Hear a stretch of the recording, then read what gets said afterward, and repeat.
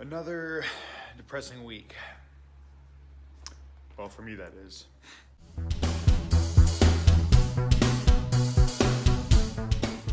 Alright guys, thanks for tuning in to another segment of Triple OT. My name is Eric.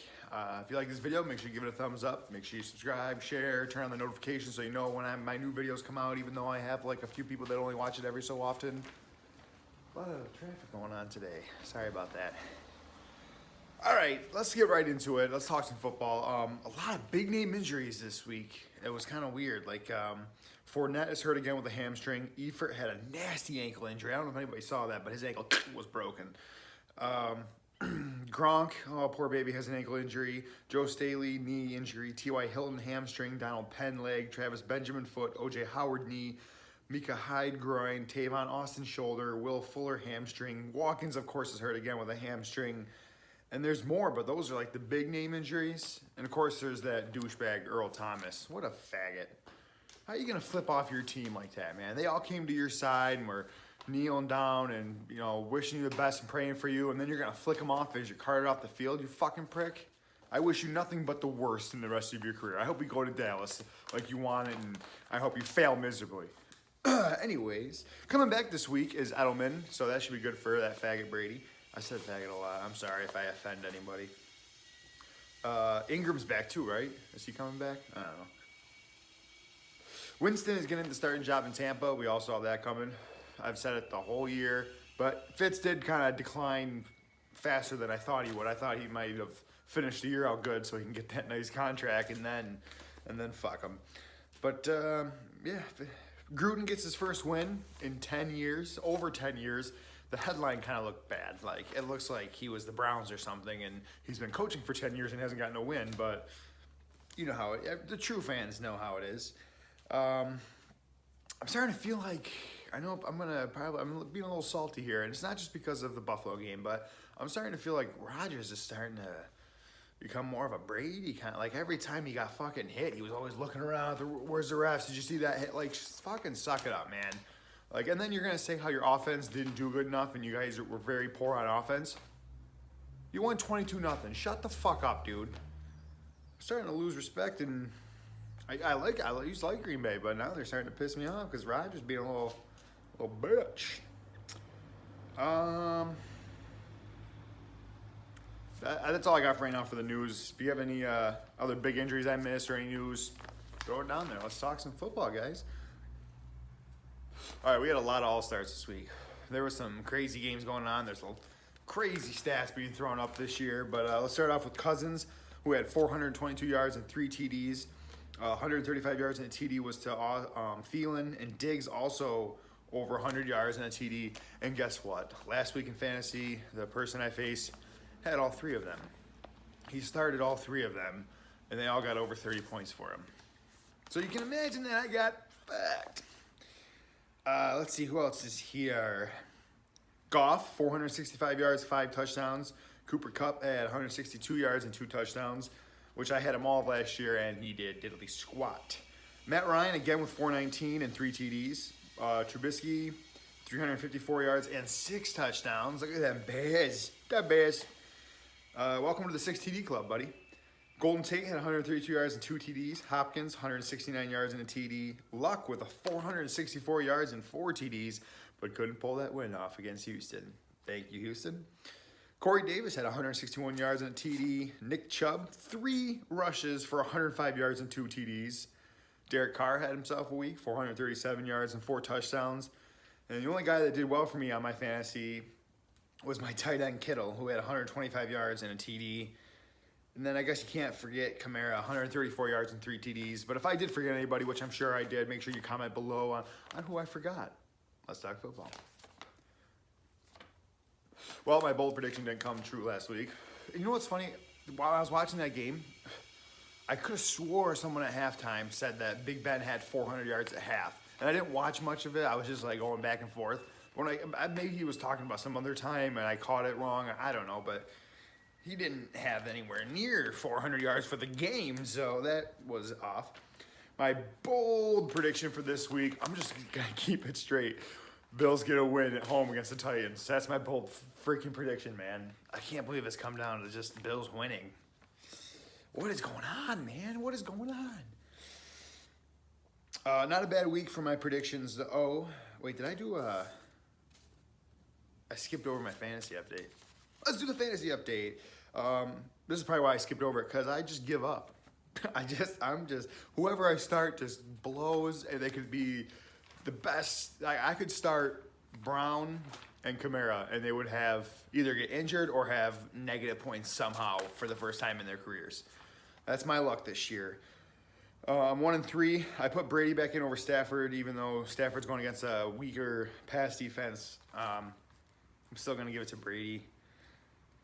Who else did I put in here? Traded last week for AP, and now I put him in for Clement, because last week they're like, oh, hey, start Clement because everybody else is hurt on the Eagles. Guess who the only one was hurt? Clement. Thank you. And some of my lineup changes I can't really do until closer to the game, because, they put it up there, they're questionable or they're hurt, but most of the time they're just trying to fool you or fuck with people. So yeah, but anyways, let's go back. My predictions, I went 10-5, so I'm starting to pick it up. I'm 32-29 on the year so far, so I'm over 500. That was my goal last week, was to get over 500, and I did it. Unlike the Steelers, I did it. Oh, Steelers, yikes! Bell that big of a? I mean, Connor had a couple good weeks, but what has he done? He hasn't been on the All-Star list, my All-Star list, so I don't know if he's doing that well. Bengals got the close win against the Falcons. I was just so many games this week, like the Raiders and Browns. I was nervous about that one. I was like, oh shit, I picked the Raiders to get their first win, and they're gonna fucking blow it against the Browns, but they didn't. And I'm glad I picked the Bears, because I had a good feeling about them, and Trubisky just fucking ran over them. Fuck you, Packers. And Titans with a shocker. Even with those injuries, they're still pulling it out. Also, I think did I put something here about the Texans here?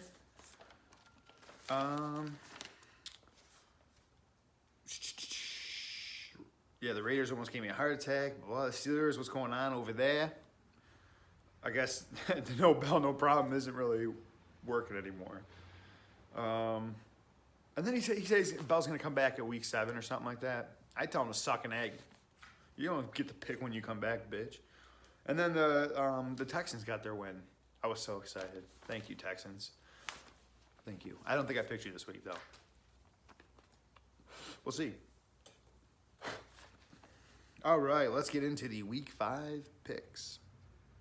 All right, first pick, Thursday night, we have the Colts going into Foxborough. I don't know if I really have to get into this game. Patriots. Yeah, I mean, do I have to talk about it? Patriots win. Or could there be an upset? No, there's no upset. Bills at home against the Titans. You already know I'm picking the Bills. 0-15, and I would pick the Bills. The Giants go to Carolina to face the Panthers. Panthers at home against a struggling Odell Beckham and Eli. What's going on there? I think Shepard's doing a little better than you, bud. Too busy fondling the male cojones, are we? I got Panthers in that one. You got Miami going to Cincinnati, the Bengals. I told you that little 3-game run for the Miami. I don't care if it was the Patriots last week. They're not winning this week against the Bengals. They're going to start falling. Buffalo's going to start rising. Watch. Bengals over Miami. You got the Ravens headed to Cleveland. The Browns are playing some tough ball, but I don't know if they're going to be able to get that win against Baltimore. You got to take the Ravens in this one. Green Bay heads to Detroit to face the Lions. Lions, I mean, they had that good win against the Patriots, but I think coaching there maybe had a factor, but he's not really coaching well after that or before that, so I got to take the fucking Packers in this one. Chiefs and the Jags, game of the week here. This is going to be amazing.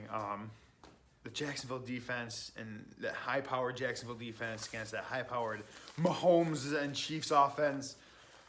But the key factor in this one is definitely that the Chiefs are home, because we all know Arrowhead is super fucking loud, so I got to go with the Chiefs on this one. Next, you got the Broncos and Jets. in New Jersey. I'm picking the Broncos in this one. The Jets had one lucky week, I guess you can call it. They're not. I mean, and they lost the Browns, so I don't think they're. After week one, there was a lot of hype about them. I think that's starting to fade out. The Broncos are still playing, tough. They're like the closest. They gave Kansas City the run for their money, like the first time this year. So I got to take Broncos in this one in the Meadowlands. Steelers and the Falcons. The Falcons, I didn't even know they were 1-3. For some reason, I thought they were like 2-2 or something, but I guess not. And the Steelers are at home. I don't know what to think about the Falcons. I got to take the Steelers in this one. Gonna have to go with the Steelers. Chargers and the Raiders. This might be a blah game, but what do I have? Browns. Yeah, I saw that win against the Chargers. I don't know so much. I'm bumbling. I gotta go with the Chargers in this one. Yeah, but why? I mean, the Raiders. Who knows? Maybe this will spark something, and the Raiders just keep going. I know it was the Browns, but they're like I said, they're playing really good ball. They're giving every team a run for their money this year. They're not just getting blown out. They're actually losing by little margins. You got the Eagles and the Vikings. Oh, no, this is a rematch, baby. It's in Philadelphia. I think Vikings are a little overrated this year. I don't know when they're going to say it. I know on a lot of sports shows they're still saying that they're Super Bowl contenders and shit. No, they're not. I mean, Buffalo's 1-3, and they blew them out. Like, it wasn't like a legit blowout, but they kicked their ass. And Cousins, I don't know, buddy. Maybe that's not the team for you, but you might just soak in all that $85 million and lose to the Eagles this weekend. Cardinals and the 49ers. This game is... Wait, who did I put? I didn't even put the thing. Oh, yeah, it's in... I think it's in San Francisco. I'm going to try to be 2-0 on this. I'm saying Cardinals get their first win against the 49ers in San Francisco. Yes, I'm doing it. Got the Rams over the Hawks. I know it's in Seattle, but now they're down that piece of shit, and their defense is just falling apart. And the Rams, I know the Rams defense is not so good. Well, they're good, but I mean, they're a little banged up too. But I gotta take the Rams in this one. I mean, they're just Super Bowl Rams. Super Bowl, maybe they go back. Their coach McVay there, he is just. I don't know if you've seen, but he can remember like every play he's ever called. It's fucking crazy. Cowboys and the Texans in Houston. The Texans finally got that win, like I've mentioned before. But I'm just leaning towards the Cowboys in this one. I don't know what's drawing me towards them. There you go, first last. You're welcome. I'm picking the Cowboys in this one. Not just because of that win last week, but it's that gut feeling. You got to stick with your gut, right? So I'm taking the Cowboys. And I think this is Monday night. The Saints and the Skins. Another good game that might be close. But, did you see Breeze passed Manning, and was it passing yards or completions? Complete passing yards would be next. What? Oh, no, he did pass Manning for the most passing yards. Not Brady, but Manning.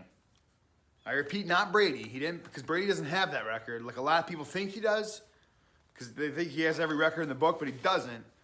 So I'm going to repeat one more time. Drew Brees passed Manning, Peyton Manning, played for the Colts and the Broncos for most passing yards. And he's going to go even farther when he takes out the Skins this week at home in New Orleans. There's my picks. Let me know what you think, guys. Like, comment, subscribe, share, whatever you got to do. Give that thumbs up. Whatever they say, you give a thumbs up and comment below. Whatever. Let's just talk some football. Let me know about your fantasy team. Let me know about your picks. Let me know about any All-Stars I didn't mention, any news I didn't mention. Let's talk some football. Let's get this going here. It's week 5 in the NFL, man. Tomorrow night is Thursday Night Football. Colts lose to the Patriots. I'm just rambling on and on, making this video longer and more for me to edit. So, see ya. Oh, that didn't work. It's just shaking. See ya.